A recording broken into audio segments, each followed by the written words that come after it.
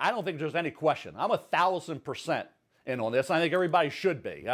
Daniel Jones is a franchise quarterback. He is the Giants guy. They made the right move. Dave Gettleman's got to be sitting back smiling, and a lot of critics are kind of scraping that egg off their face right now. Well, for me, Mel, and it's great to see you as always, buddy, but for me, you know what, when people talk about Daniel Jones like that, I don't recall people saying he could not play. I recall people saying he should not have been picked ahead of Dwayne Haskins out of Ohio State. So for me, what I need to see is how Haskins perform once he gets his shot before we're able to judge whether or not the Giants did right or wrong by selecting him ahead of Haskins. What do you say to that? Well, you're being a little kind to a lot of things that went on there, I think, Stephen. It wasn't just Haskins. It was he's not a starting quarterback. He's a career backup. He's not a first-round pick. He's a second, third-round pick. Oh, there was a lot of criticism of Daniel Jones, and people were laughing at this pick and mocking this pick and debating whether he should even be a guy who could be considered a starting quarterback, let alone a good starting quarterback. So I think the criticism was very harsh, and I think people kind of want to tone it down now because Daniel Jones looks like a star. But you go back to a lot of the comments throughout the entire year last year leading up to the draft, and you will find a lot of people that didn't think Daniel Jones could get the job done as a starting quarterback in the NFL. What do you want to say? He was going to be a good, decent, great? People didn't think he was a starting quarterback. So, like I said, or even a first-round draft pick for that matter. So, for right now, I think Dave Gettleman's the one's got to be smiling because when you're a GM and you see the preseason, you feel really good about it. Then you see that performance, and you know the makeup of Daniel Jones, both athletically, basketball player in high school, athletic family, smart, competitive, all that. And then you see him go out in a game, in a regular season game against Todd Bowles' defense on the road and play that well. You got to say, I got the guy. There's no question. I got the right quarterback moving forward in this division. Mel, I was very critical of the pick. He seemed like a day two guy to me. And Haskins was making all the plays in college. But let me ask you this. From what I've seen so far, I see a guy with great arm talent, and what I look for is can you make that throw down the sidelines with the safety there, to the back shoulder consistently, running the wrong way, stuff like Patrick Mahomes does. You see Kyler Murray do it. You see Aaron Rodgers do it. That's real arm talent. Can you do it consistently? Can you process information quickly? Can you find the right receiver?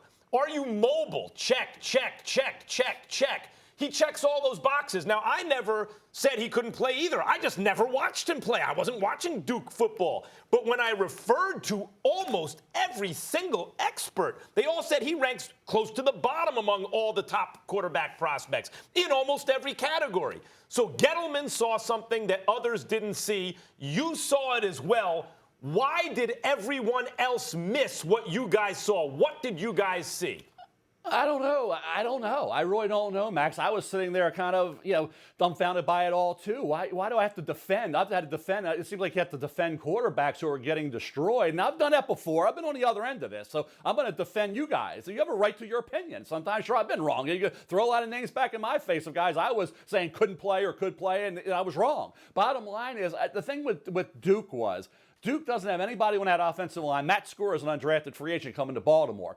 Jameson Crowder wasn't there when Daniel Jones was there. Think of the receivers, the line, the pressure he was under. He didn't have all that talent. He didn't have first-round, second-round draft choices around him. So, obviously, he had to deal with adversity. I think that was a benefit coming into the NFL. The adversity you deal with playing at Duke when you know you're outmanned, going against 3 first-round defensive linemen at Clemson, say. Okay, so for Daniel Jones, the athleticism, I made a point when I wrote him up after a game last year on ESPN.com saying he was moving up the board. He ran for 186 yards against North Carolina. This kid can move. He's super. You don't have to be outwardly, gregarious and yelling and screaming to be a great competitor. And I think that's the thing that was underrated with him is his competitiveness. And we saw that in his love for the game and his smarts. He has it all. Like I said, I don't know why people didn't see some of that. The arm strength they questioned. I said his arm wasn't elite, but it will get better once he's in the league. It was certainly good enough. So maybe you can knock him on that. I could maybe see that. He didn't have a John Elway arm. And also keep in mind, guys, one point. This is no criticism of Dwayne Haskins. Remember, Dan Marino was having a great rookie year, and John Elway was struggling.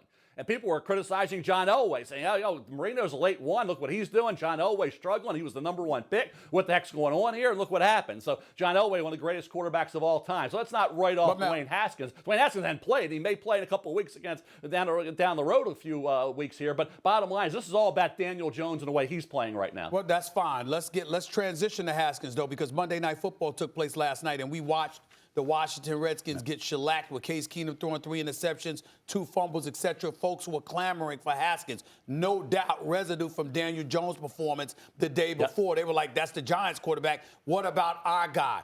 When you think about, when you know what you know about Haskins, what would be the hesitation right now? Explain to those that may not know. What would be the hesitation right now for Jay Gruden to insert Haskins into the mix?